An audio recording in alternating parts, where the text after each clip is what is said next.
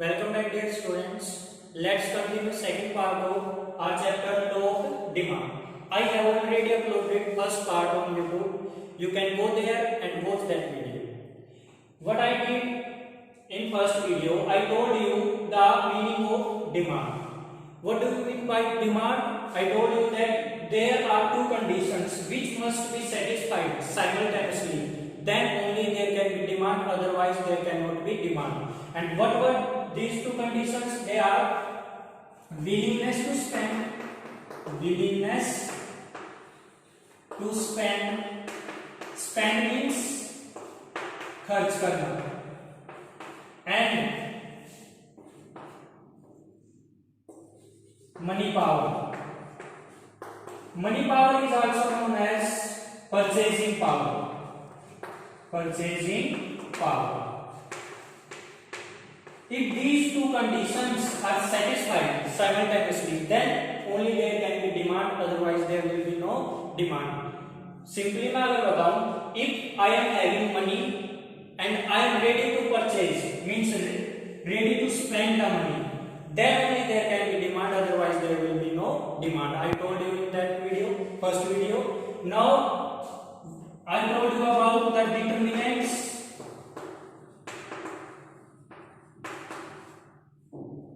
Also known as factors, or factors affecting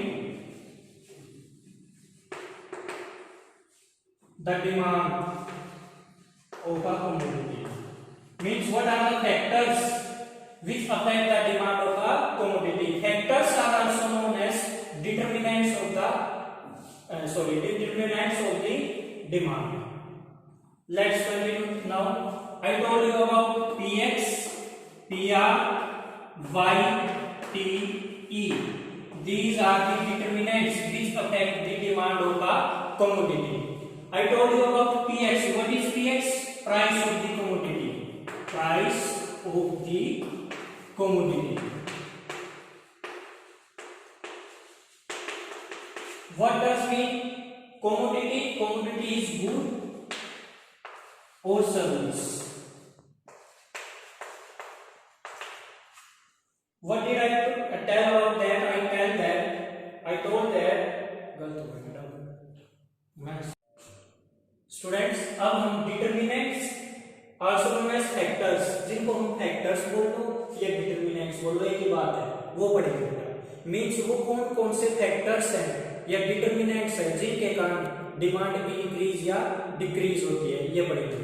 ये मैंने वैसे लास्ट वीडियो में स्टार्ट कर दिया था, मैं रिवाइज करा रहा हूँ. फर्स्ट मैंने बताया था Px, price of the own commodity. Own mean खुद की. मान लो किसी चीज का खुद का प्राइस कम हो जाए तो उसकी डिमांड बढ़ जाएगी, और अगर खुद का प्राइस इंक्रीज हो जाए तो उसकी डिमांड कम हो जाएगी. एग्जांपल मान लो ये चौक है, ये मान लो पहले 10 रुपए का आता था तो मैं एक चौक खरीदता था, अब ये 50 रुपए का आ गया तो मैं शायद इसको ना खरीदूं. ओके. और अगर मान लो ये 2 रुपए का आना स्टार्ट हो जाए तो मैं क्या पता 4-5 चौक खरीद लूं. मीन्स जब इसके प्राइस डाउन आ रहे हैं तो मैं इसकी ज्यादा डिमांड कर रहा हूं, और अगर इसके खुद के प्राइस इंक्रीज हो रहे हैं तो मैं इसकी डिमांड कम कर रहा हूं. मैं सिंपली अगर बोलूं जब प्राइस इंक्रीज हो रहे हैं तो इस स्टॉक की डिमांड डिक्रीज हो रही है, और जब प्राइस डिक्रीज हो रहे हैं तो डिमांड इंक्रीज हो रही है. तो मैं बोल सकता हूं कि there is an inverse relation between price and demand of a commodity. Means opposite relation है, नेगेटिव रिलेशन है. नेगेटिव रिलेशन कैसे बनते हैं? जब एक है ऊपर जाए एक नीचे आए, मींस अपोजिट डायरेक्शन में जाए, या एक नीचे आए एक ऊपर आए, ये इनवर्स रिलेशन होता है. मींस प्राइस इंक्रीज हो रही है, डिमांड डिक्रीज हो रही है, या प्राइस डिक्रीज हो रही है और डिमांड. नेक्स्ट है price of related goods. Price of related goods last video में डिटेल में एक्सप्लेन कर चुका हूं कि related goods are of two types. One is complementary goods and second is substitute goods. वो हम कर चुके हैं. नेक्स्ट क्या है? Y. Y means income of the consumer. Income of the consumer. अब इसको समझते हैं ध्यान से, ये देखना. अगर मान लो किसी कंज्यूमर की इनकम बढ़ जाए तो डिमांड ऑटोमेटिक बढ़ जाएगी. मींस अब उसके पास पैसे ज्यादा है, इनकम ज्यादा हो गई है तो डिमांड भी इंक्रीज हो जाएगी. ओके, अब मैं इसको और डिटेल में बता रहा हूँ। एग्जाम्पल सुनो एक बार। मान लो मेरे पास 50,000 रुपीज सैलरी आती थी पर मंथ, 50,000, तो मैं उसमें से खर्च कर पाता था 30,000, 20,000 में सेव कर देता था। मीन्स मैं डिमांड कर रहा था 30,000 की। अब मेरी इनकम हो चुकी है मान लो 1 लाख रुपीज, तो ऑटोमेटिक मैं अपने जो सेविंग है वो भी इंक्रीज कर दूंगा और जो मेरे एक्सपेंस है वो भी इंक्रीज हो जाएंगे। मान लो मेरे एक्सपेंस हो गए 60,000 और मैं अब सेव कर रहा हूँ 40,000। मीन्स मेरी डिमांड भी बढ़ गई है चीजों के लिए, मीन्स मैं खर्च कर रहा हूँ, डिमांड भी ज्यादा हो गई है और सेविंग भी ज्यादा हो गई है। मीन्स इनकम बढ़ रही है तो डिमांड भी इंक्रीज होगी। अब एक बात सुनो, जो हम जो गुड्स होती है उनको 2 टाइप्स में डिवाइड करते हैं। गुड्स 2 टाइप की होती है, वन इज नॉर्मल गुड्स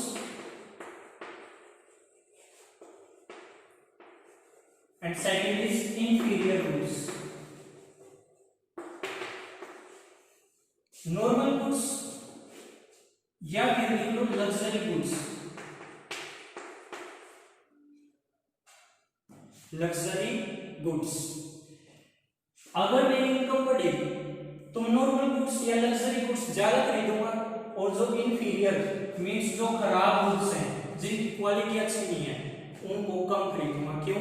जब मेरी इनकम कम थी तब मेरे को मजबूरी में इंफीरियर गुड्स परचेज करने पड़ते थे, मीन्स खराब क्वालिटी के मेरे को गुड्स परचेज करने पड़ते थे। बट अब इनकम इंक्रीज हो चुकी है मेरी तो मैं इनको कम खरीदूंगा। मीन्स इसको मैं अगर माइंड में रख के बोलूं, जब मेरी इनकम इंक्रीज हुई है, जब मेरी इनकम इंक्रीज हुई है तो आप भी बताओ इंफीरियर गुड्स के लिए मेरी डिमांड इंक्रीज होगी या डिक्रीज होगी?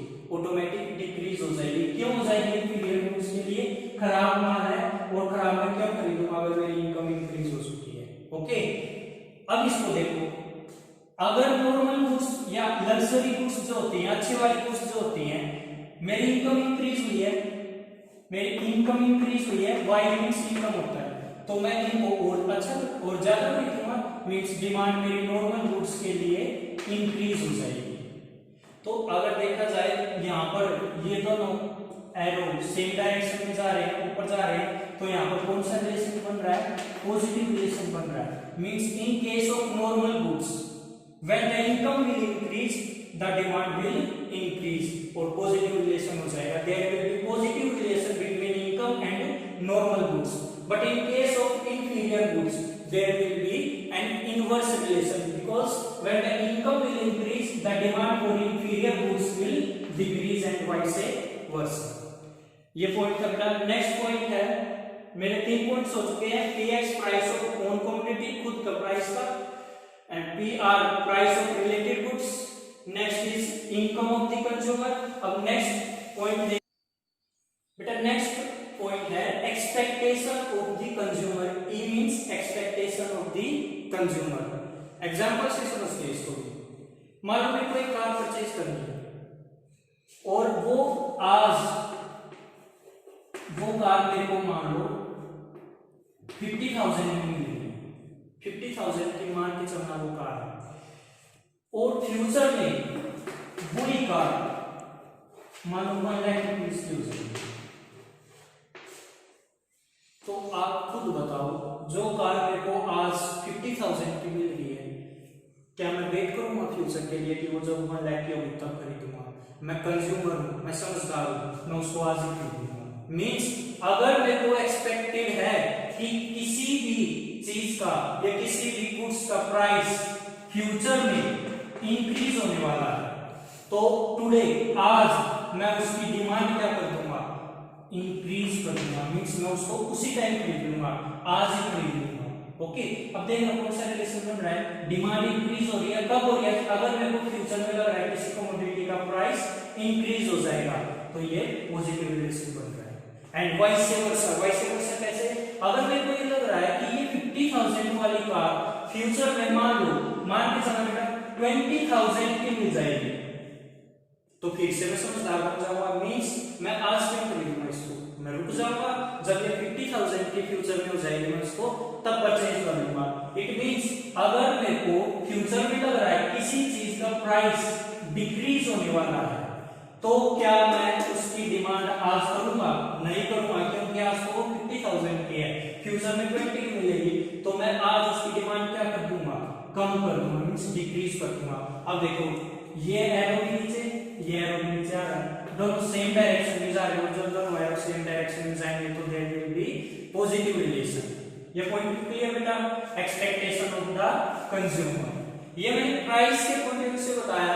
अगर मेरे को ये लग रहा है मेरे फ्यूचर में इनकम बढ़ जाएगी, आज का मैं फ्यूचर में बढ़ जाएगी, तो अगर फ्यूचर में बढ़ने की मेरे को लग रहा है फ्यूचर में मेरी इनकम बढ़ेगी, तो मैं आज डिमांड नहीं करूंगा, फिर फ्यूचर में करूंगा। बट आप अपनी समझ के लिए केवल ये एग्जांपल याद रखिएगा। अब नेक्स्ट है taste and preference of a commodity, of a commodity. मैं आपको पहले ही बता चुका हूं व्हाट डज कमोडिटी मीन। इसका मीनिंग होता है गुड्स या सर्विसेज। अब इसको हम डिटेल में एक्सप्लेन कर रहे हैं, देखो। नेक्स्ट पॉइंट है taste and preference of a commodity. किसी चीज का टेस्ट हमें अच्छा लगता है तो ऑटोमेटिक उसकी डिमांड हम ज्यादा करेंगे, किसी चीज को हम ज्यादा प्रेफर करते हैं तो उसकी डिमांड इंक्रीज हो जाएगी। ये तो बात नॉर्मल सी है। अब इसको मैं डिटेल में एक्सप्लेन कर रहा हूं। सबसे पहले देखो मैं ये पॉइंट बता देता हूं, सेकंड वाला डिमॉन्स्ट्रेटिव इफेक्ट। कुछ डिमांड इसलिए हो जाती है, केवल कुछ चीजों को हम इसलिए खरीद लेते हैं केवल क्योंकि वो चीज दूसरों के पास है, मीन्स उनको देखकर हम कोई भी चीज खरीद लेते हैं। एग्जांपल, मान लो मैंने देखा मेरे फ्रेंड के पास कोई अच्छा मोबाइल है, मेरे को पसंद आया, हालांकि मेरे को उसकी नीड नहीं थी मान लो, बट मैं उसको परचेज कर रहा हूँ, मीन्स उसको देखा था कि मैं एक नई चीज खरीद रहा हूँ, तो इसको बोलते हैं डिमॉन्स्ट्रेटिव इफेक्ट। जब मैं किसी चीज को देखकर अच्छी लगे मेरे को, बेशक मेरी नीड की नहीं है बट मैं उसको परचेज कर रहा हूँ, तो वो होता है डिमॉन्स्ट्रेटिव इफेक्ट। क्लियर है? अब नेक्स्ट देखो स्नोब इफेक्ट। यहाँ थोड़ा उल्टा, अगर मान लो कोई एक ऐसी चीज है जो सबके पास है, तो कुछ लोग ऐसे होते हैं उसको खरीदेंगे नहीं। क्यों? वो ये सोचेंगे जब ये चीज सबके पास है, अगर हमारे पास भी हो जाएगी तो नया क्या हो जाएगा, इसलिए उसको खरीदेंगे नहीं। ओके, तो उसकी डिमांड क्या हुई है? कम हो गई है ना, क्योंकि अब उसकी डिमांड कम कर दी। किन लोगों ने? जो ये सोच रहे हैं कि सबके पास है मैं नहीं खरीदूंगा। तो अगर उन लोगों को ध्यान में रख के समझे हम, तो उस कमोडिटी की डिमांड कम हो जाएगी। इसको बोलते हैं स्नोब इफेक्ट। जो कॉमन चीज होती है, जो सबके घर में होती है, कुछ लोग उनको खरीदते हैं। क्यों नहीं खरीदते हैं? सोचेंगे नया क्या है, सबके पास है। अब ये देखो बेटा वैगनर इफेक्ट। ये क्या होता है? जो अमीर लोग होते हैं, रिच पीपल जो होते हैं, वो क्या करते हैं, कुछ चीजें केवल इसलिए खरीद लेते हैं कि उनसे उनकी अमीरी जमती, वो दिखे कि हमारा स्टेटस है कुछ, तो अब वो बेशक ये सोच के खरीद लेते हैं, बट उस चीज की तो डिमांड इंक्रीज होगी ना। एग्जांपल, मान लो आज भी बहुत सारे जो मिडिल क्लास फैमिलियों के घर में एसी नहीं होता, बट रिच पीपल के जो रिच पर्सन्स होते हैं उनके हर कमरे में, हर रूम में एक एसी मिल जाएगा। वो क्या करते हैं? अपना स्टेटस शो करते हैं। स्टेटस बेशक शो कर रहे हैं, बट अगर हम एसी की सोचें, एसी की तो डिमांड इंक्रीज होगी ना। बड़ी बड़ी गाड़ी होती है उनके पास, कई गाड़ी होती है, तो बेशक वो स्टेटस शो करने के लिए बहुत सारी गाड़ी खरीद के लिए आए, अगर गाड़ी की देखे जाए तो डिमांड तो इंक्रीज होगी। इसको बोलते हैं वैगनर इफेक्ट। ये टेस्ट एंड प्रेफरेंस है, इसके बारे में और बता देता हूँ बेटा। गर्मियों में देख लेना, जो कोल्ड ड्रिंक्स होती हैं उनकी ऑटोमेटिक डिमांड इंक्रीज हो जाती है। हम प्रेफर करते हैं ठंडी चीजें पीने को गर्मियों में, और सर्दियों में हम प्रेफर करते हैं कि हम गर्म चीज खा लें। तो ये डिपेंड करता है वेदर पे भी, कौन सा सीजन चल रहा है उसमें हम डिमांड इंक्रीज या डिक्रीज कर देते हैं। एग्जांपल, सर्दियों में हम ऊनी कपड़े पहनते हैं तो ऊनी कपड़ों की डिमांड इंक्रीज हो जाती है। गर्मियों में हम कॉटन के या फिर सूती कपड़े पहनते हैं तो उनकी डिमांड इंक्रीज हो जाती है। ये टेस्ट एंड प्रेफरेंस करता है। अब देखा जाए तो मैं आपको क्या कहता चुका हूं बेटा, डिटरमिनेंट्स और factors affecting the demand of a commodity में आपको पढ़ा रहा हूं। मींस वो कौन कौन सी फैक्टर्स हैं या कौन कौन से कारण हैं जिनसे किसी भी कमोडिटी की प्राइस इंक्रीज, किसी भी कमोडिटी की डिमांड इंक्रीज या डिक्रीज हो जाएगी। फर्स्ट मैंने पढ़ा px, price of the own commodity, खुद का प्राइस किसी चीज का अगर इंक्रीज हो जाए तो उसकी डिमांड डिक्रीज हो जाती है और इनवर्स रिलेशन बन जाता है। नेक्स्ट मैंने बताया पीएक्स के बाद PR, price of relative goods. ये टू टाइप्स के होते हैं, one is substitute goods goods and second is complementary goods. Last video में देख लेना, एक्सप्लेन करना डिटेल में। नेक्स्ट है वाई। Y means income. बेटा इनकम इफेक्ट देखेंगे हम नॉर्मल गुड्स के केस में क्या होगा और इंफीरियर गुड्स के केस में क्या होगा। फिर था हमारा टी, टेस्ट एंड प्रेफरेंस, अभी एक्सप्लेन किया है। और लास्ट है एक्सपेक्टेशन। इससे पहले मैंने एक्सप्लेन किया एक्सपेक्टेशन, फ्यूचर में लग रहा है किसी चीज का प्राइस इंक्रीज होगा तो मैं उसको आज खरीदूंगा, ये मैंने बताया था। ये सारे डिटरमिनेंट्स थे। और भी डिटरमिनेंट्स होते हैं बेटा, जैसे एक होता है पॉपुलेशन ऑफ अ कंट्री। मान लो मैं लिख देता हूँ, अदर फैक्टर्स में इंक्लूड होंगी अदर फैक्टर्स में। फर्स्ट है पॉपुलेशन ऑफ अ कंट्री। मान लो किसी कंट्री की पॉपुलेशन बहुत ज्यादा है, जैसे इंडिया में, चाइना में, तो हर कम्युनिटी की डिमांड भी इंक्रीज होगी। बट अगर मान लो किसी कंट्री की पॉपुलेशन बहुत कम है तो डिमांड भी बहुत ही कम होगी। तो डिपेंड करता है पॉपुलेशन पे भी। अगर पॉपुलेशन ज्यादा तो डिमांड भी ज्यादा। तो कौन सा रिलेशन बना, पॉपुलेशन ज्यादा डिमांड ज्यादा मींस पॉजिटिव रिलेशन। एंड वैसे वर्षा। और एक बात सोचो, पॉपुलेशन में भी देखा जाएगा कि भाई यंग पीपल ज्यादा है या ओल्ड ज्यादा है। मान के चलो यंग पीपल ज्यादा है तो यंग देख लेना, हर यंग पीपल यंग पर्सन जो होते हैं उनके हाथ में मोबाइल दिखेगा तो ऑटोमेटिक मोबाइल की डिमांड इंक्रीज हो जाएगी। बट जो बूढ़े लोग होते हैं, ओल्ड है, ओल्ड पर्सन है, उनको मोबाइल की ज्यादा जरूरत नहीं होती, वो रखते भी नहीं इतना मोबाइल, उनको लाठी की जरूरत होती है, स्टिक लेके चलते हैं, तो स्टिक की डिमांड इंक्रीज हो जाएगी।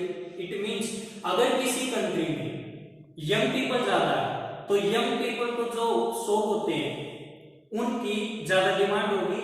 और अगर मान लो किसी कंट्री में ओल्ड ज्यादा है तो ओल्ड जो प्रोडक्ट्स यूज किए जाते हैं ओल्ड पर्संस के द्वारा उनकी डिमांड ज्यादा होगी।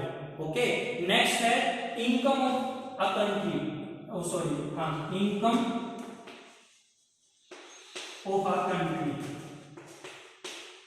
इनकम बोल लो या जीडीपी कर लो बेटा, मैक्रो इकोनॉमिक्स में एक चैप्टर आएगा नेशनल इनकम, वहां पर सिखाऊंगा जीडीपी कैसे निकाल रहे हैं, means income of a country कैसे निकाली जाती है। अभी के लिए समझ लो, अगर किसी कंट्री की इनकम बहुत ज्यादा है तो ऑटोमेटिक डिमांड भी ज्यादा होगी। अगर किसी कंट्री की इनकम कम है, मींस जीडीपी कम है, तो डिमांड कम होगी। ठीक, या फिर डिस्ट्रीब्यूशन ऑफ इनकम, अगर मान लो डिस्ट्रीब्यूशन ऑफ इनकम इक्वल हो रहा है, मींस सबके पास पैसे जा रहे हैं देश में, तो डिमांड ज्यादा। बट अगर ऐसा हो रहा है कि कुछ लोगों के पास ज्यादा पैसे जा रहे हैं, कुछ लोगों के पास कम जा रहे हैं, तो डिमांड जो जिनके पास ज्यादा जा रहे हैं पैसे वो ज्यादा डिमांड करेंगे, और जिनके पास पैसे नहीं जा रहे हैं वो कम डिमांड करेंगे। ये बेटा डिटरमिनेंट्स थे demand factors affecting the demand of a commodity के। ये अच्छे से कर लेना। नेक्स्ट वीडियो में हम इसी को आगे कंटिन्यू करेंगे। Till then thank you and have a nice day.